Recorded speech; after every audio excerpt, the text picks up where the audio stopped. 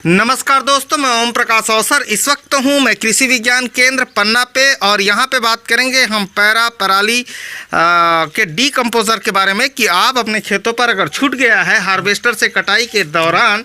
अभी ज़्यादातर कटाई देश पे हार्वेस्टर से ही होती है, किसानों को वो सस्ता पड़ता है।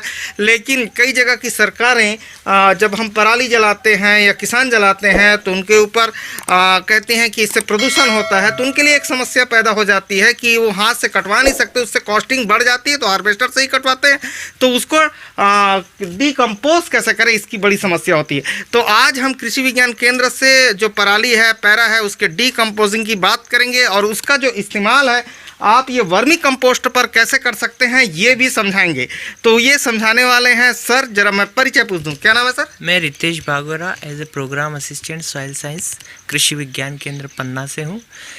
देखिए किसान भाइयों, आप लोग चाहे धान की फसल लगा रहे हैं या गेहूं की फसल लगा रहे हैं, जब आप फसल की कटाई करते हैं तो आप उसमें जो है पराली को जला रहे हैं, तो ये आपको बिल्कुल नहीं करना है। क्योंकि पराली जलाने से प्रदूषण तो हो ही रहा है, साथ ही हमारा जो सॉइल में जो बेनिफिशियल ऑर्गेनिज्म है, माइक्रो ऑर्गेनिज्म, चाहे बैक्टीरिया हो चाहे फंजाई हो, ये भी जो है अपने उसमें उनकी पॉपुलेशन कमी आ रही है। क्यों? क्योंकि आप जैसे चाहे यूरिया खाद दे रहे हो, है ना, या डीएपी दे रहे हो, तो ये एज सच पौधों को नहीं मिलता है। ये सारे जो बेनिफिशियल माइक्रो ऑर्गेनिज्म है, इसको उस रूप में लाते हैं जिस रूप में पौधा उनको ग्रहण करता है। और यदि आपने पराली जला दी, यदि ये माइक्रो ऑर्गेनिजम्स हमारी मिट्टी से यदि नष्ट हो जाते हैं, है ना, तो आपका जो है वो कन्वर्शन नहीं हो पाता। इसीलिए जो है मार्केट में अभी जो है आप पराली को डीकम्पोज करने के लिए एक डीकम्पोज़र आता है।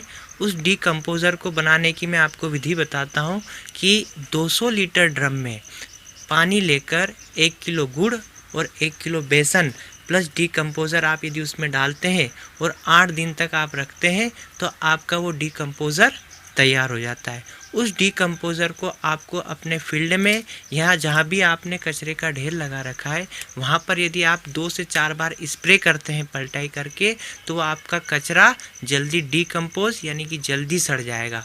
और उस सड़े हुए कचरे को आप केचुआ खाद में भी उपयोग कर सकते हैं। अब केचुआ खाद में उपयोग कैसे होगा?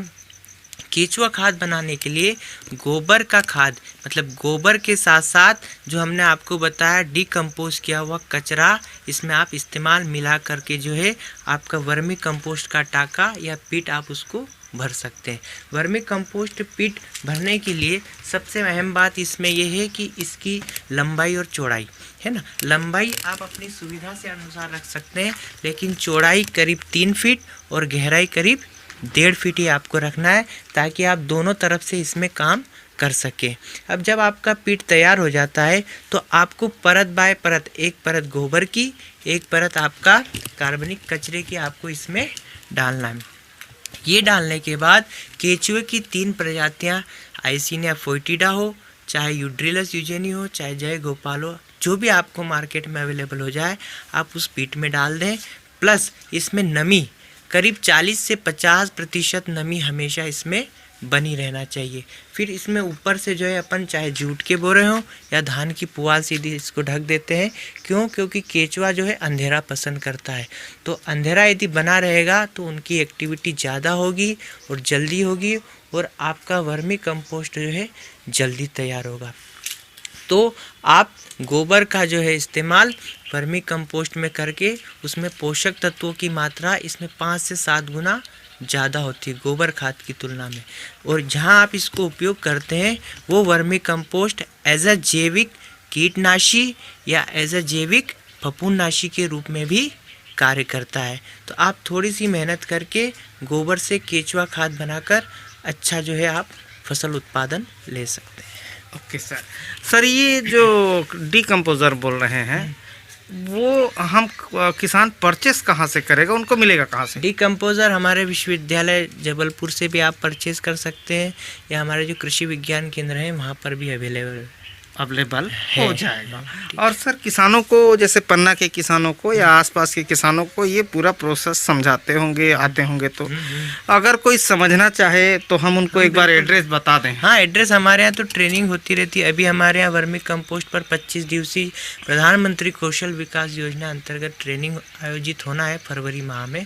अच्छा, हाँ, तो वो आकर हमारे यहाँ संपर्क भी कर सकते हैं। किसान हर साल एड्रेस बताया। कृषि विज्ञान केंद्र पुरुषोत्तमपुर पन्ना। पन्ना बिल्कुल पन्ना से 7-8 किलोमीटर होगा मेरे अंदाज से। 4 किलोमीटर 4 किलोमीटर है। अब मैं नया आदमी तो 7 गिल डाला।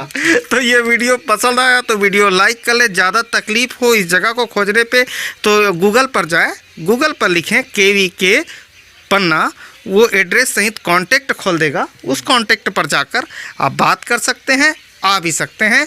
तो धन्यवाद। मैं ओम प्रकाश अवसर। वीडियो अच्छा लगा तो वीडियो लाइक कर ले।